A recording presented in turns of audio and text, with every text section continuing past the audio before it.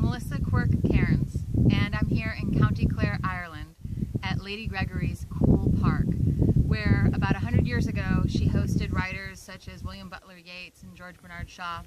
And Yeats wrote extensively about the things that he saw here in this park and around this park, including at these turlicks, which are lakes that dry up seasonally and refill each year. One of his most famous is the Wild Swans at Coole. So I'm going to read you that poem, and then I'm going to read you my response to that poem. The Wild Swans at Coole, William Butler Yeats, 1917. The trees are in their autumn beauty. The woodland paths are dry.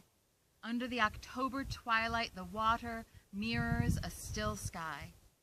Upon the brimming water among the stones are 59 swans. The 19th autumn has come upon me since I first made my count.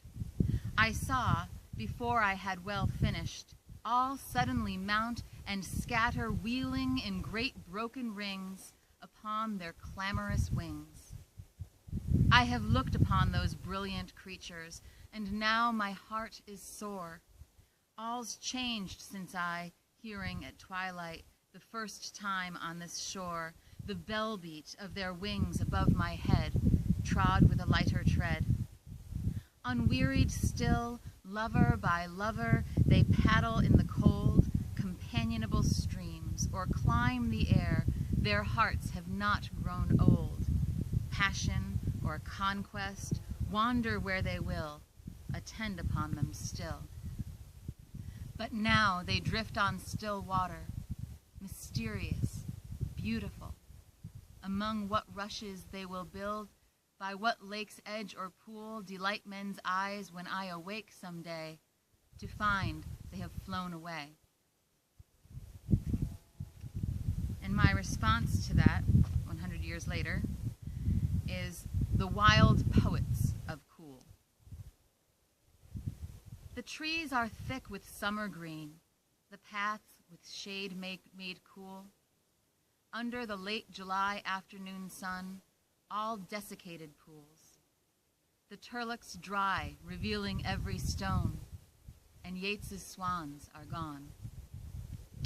I stroll the ancient woodland trails and dream of days of yore, when poems born of visitors here on this now dried up shore did mount and swiftly scatter verse in light, like wheeling swans in flight.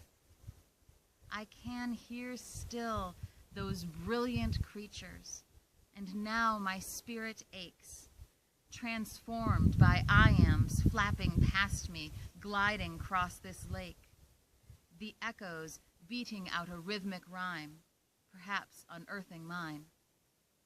So line by line, alive in modern hearts, despite uncommon heat, words circle overhead and climb the air, preserve the aching sweet, despite the barren waterbed below, a debt to them I owe.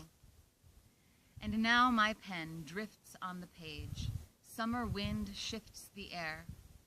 I know well the swans will return when autumn trees grow bare, gracing this lady's lake with blessings dear, as they do every year.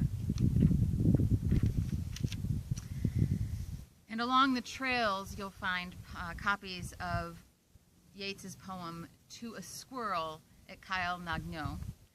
So this is that poem by William Butler Yeats. Come play with me. Why should you run through the shaking tree as though I had a gun to strike you dead, when all I would do is to scratch your head and let you go? So I thought about the squirrel's response, and this is to Yeats, from a squirrel at Coole and To. Why do you stand so still and stare and offer your hand, which I can see is bare? You'll have me dead. On this I've counted, and beside your bed, me, stuffed and mounted.